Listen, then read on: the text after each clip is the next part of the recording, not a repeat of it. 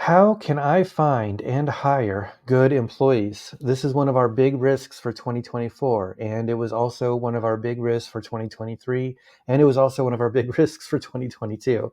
Hiring good employees is the most difficult thing.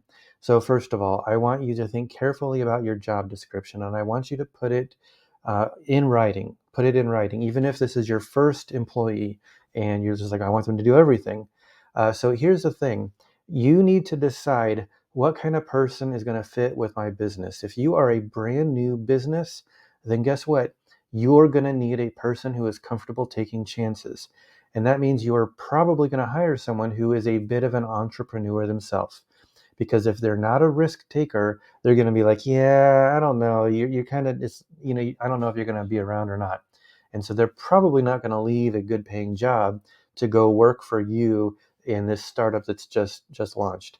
So I want you to be realistic about what you're hiring. Now, if this is your 10th hire and you've got a pretty well-oiled machine, and you might say, well, this person, they're always going to be doing the same thing day after day. In that case, you're going to want to think, okay, I want a person who likes consistency. I had a job where it was the same thing day after day, and I hated it. I'm not good at that kind of work. I am way better at jobs with a lot of variety. I'm an entrepreneur, probably like you, and I like lots of changes in the work that I do. And so if you've got a new business, you're going to want to find someone who is an entrepreneur, and probably that person is going to like the variety, the challenge, the new things happening day to day. And then if you've got a steady business and this is your 10th or 20th employee and they've got a set job description, you're probably going to find people who like routine, and they probably also like to log off their computer at the same time each day, and maybe they've got personal obligations or family or whatever that they need to care for. And so you're more likely to find a person in that phase who is more um, consistent. So after you've written your job description, decide, am I looking for someone who likes variety and changes, or I like someone who's consistent?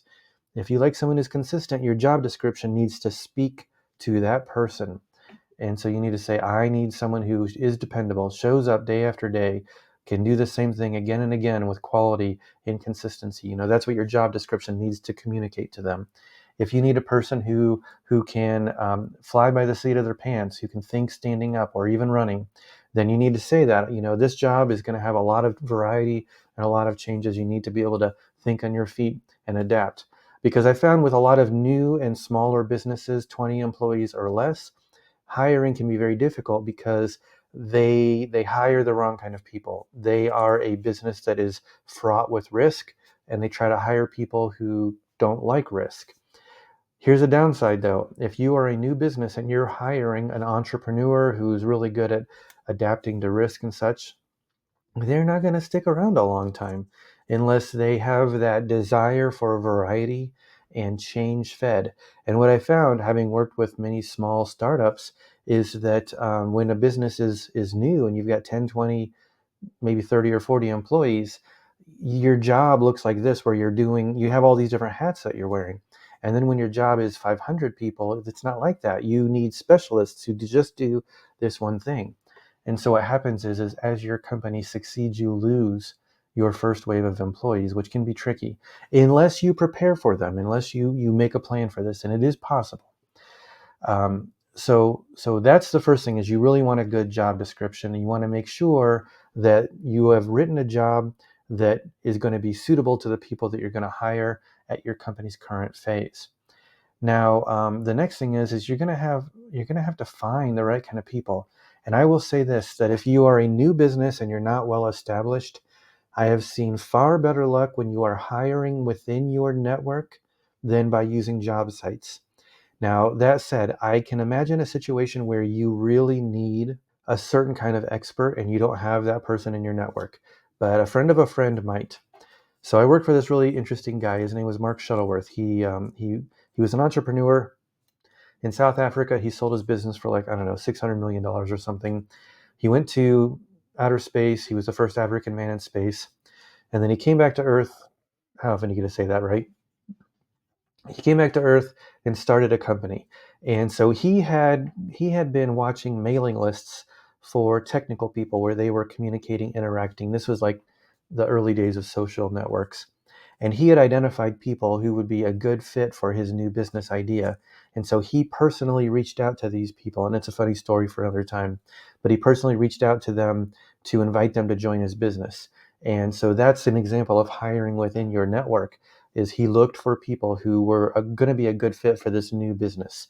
And just to let you know that that of that first wave of people, probably half or two-thirds of them left within 5 years. And that's not saying something bad about his company, but what happened was that company grew explosively. I was employee number 41 or 2, and I left when there was 650 other employees, because the company, it just had a different spirit then. And that's what happens, and that's okay. So I would say start within your network, because it's going to be easier to find dependable people that you can count on. That said, I've seen people, and I have in the past used sites like Upwork, where you can find contractors to work for you. I have used LinkedIn to post jobs, and I've gotten good applicants from them. I've never hired anyone from a LinkedIn job. I also went to college posting billboards and posted there, and had pretty good results. And so I've hired a person that way that worked out okay.